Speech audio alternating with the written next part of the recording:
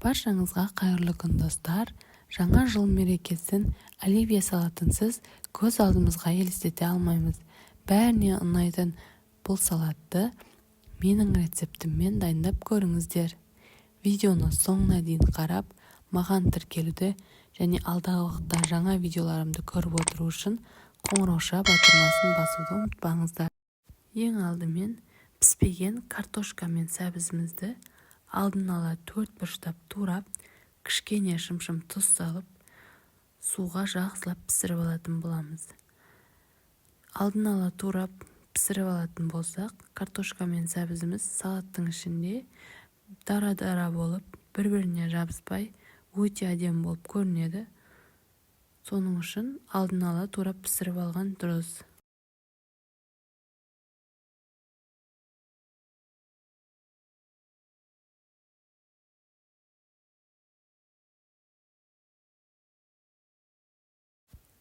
Жұмыртқаны да суға пісіріп алатын боламыз. Міне картошка мен сәбізіміз пісіп шықты. Енді піскен жұмыртқаларымызды 4 бұрыштап турап аламыз.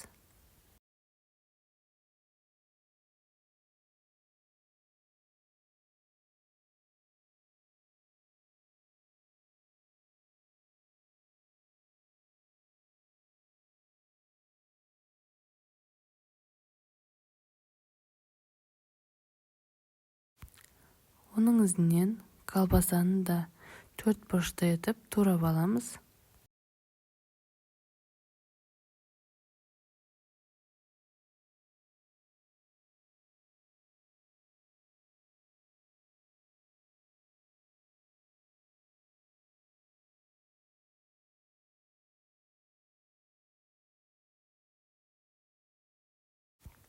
Келесі тұздалған қияр, оны да дәл солай 4 бұрышты етіп турап алатын боламыз.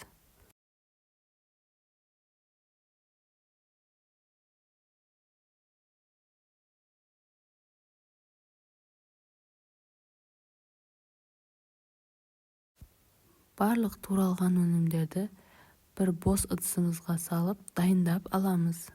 Ізінен консерваланған жүгеріні де саламыз.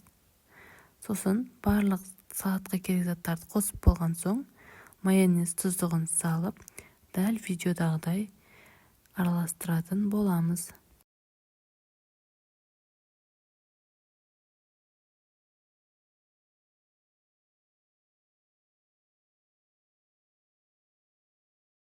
Видеода көрініп тұрғандай, картошка мен сәбізіміз салаттың арасында дара-дара болып, өте әдемі көрініс беріп жатыр. Дәл осы лайфхакты қолданып көріңіздер. Салаттарыңыз әдемі болып шығатынына сенімдімін. Рецепт ұнаған болса, лайк басып, комментарий бөлімінде өз пікіріңізді қалдырыңыз. Сіздермен болған қазақша рецепттер каналы.